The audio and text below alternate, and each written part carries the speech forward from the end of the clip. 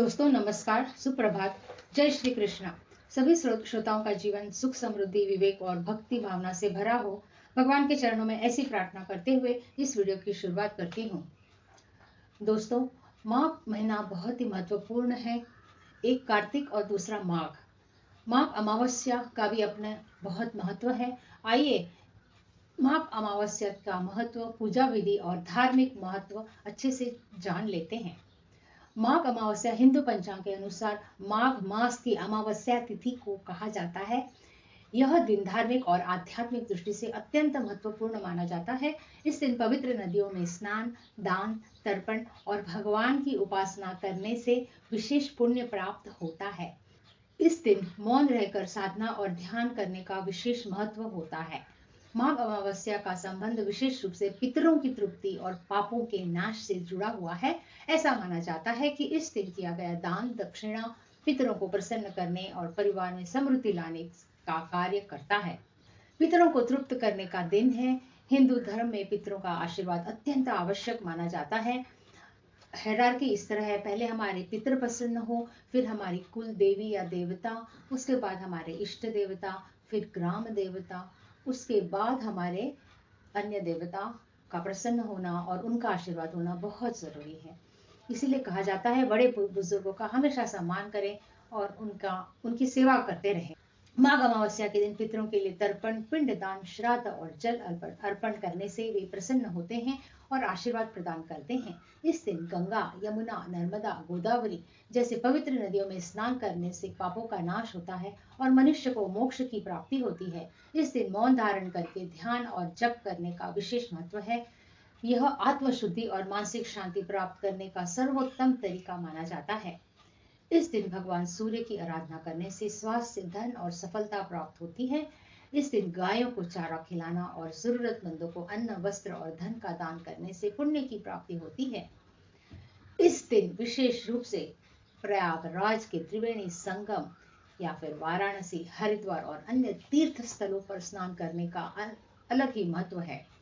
माघ मास में सूर्य और चंद्रमा की ऊर्जा का विशेष प्रभाव होता है, इसीलिए इस दिन गंगा स्नान करने से तन और मन दोनों की शुद्धि होती है।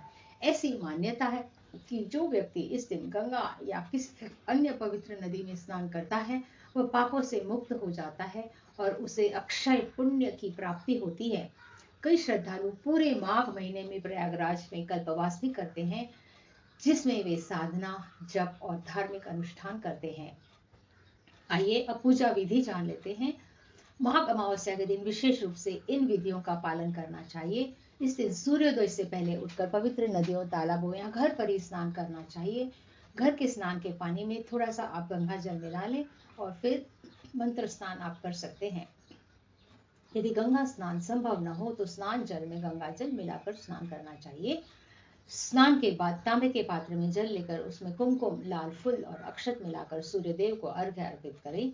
पितरों की शांति के लिए जल में काला तिल मिलाकर अर्पण करें। इस दिन श्राद्ध कर्म करने से पितर प्रसन्न होते हैं। इस दिन भगवान विष्णु और शिव की पूजा करने से विशेष फल प्राप्त होता है।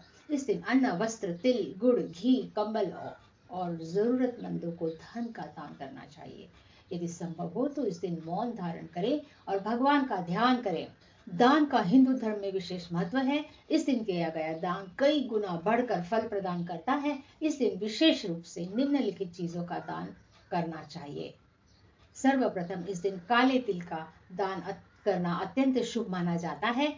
ठंड के मौसम में जरूरतमंदों को कंबल और गर्म वस्त्र दान करें। गरीबों को भोजन कराने से जीवन में सुख समृद्धि बनी रहती है। इससे जीवन में सुख शांति आती है। गाय को हरा चारा और गुड़ जरूर खिलाए। माघ अमावस्या से जुड़ी हुई कुछ पौराणिक कथाएं इस प्रकार हैं। सागर पुत्रों की मोक्ष प्राप्ति की एक कथा है। इसके अनुसार राजा सागर के 60,000 पुत्रों को कपिल मुनि के श्राप से भस्म हो जाने के बाद उनके उद्धार के लिए भगीरथ ने गंगा को पृथ्वी पर लाने के लिए कठिन तपस्या की थी। गंगा के जल से ही उन पितरों का मोक्ष प्राप्त हुआ। इसीलिए इस दिन गंगा स्नान और तर्पण का विशेष महत्व है। महाभारत में उल्लेख है और इस माघ अमावस्या का वर्णन भी मिलता है, जिसमें कहा गया है कि इस दिन किए गए दान और पुण्य से व्यक्ति को पितरों का आशीर्वाद प्राप्त होता है और वह समस्त दुखों से मुक्त हो जाता है। माघ अमावस्या और कुंभ मेले का भी संबंध है। माघ अमावस्या में संगम पर लगने वाला कुंभ मेला विशेष रूप से महत्वपूर्ण होता है।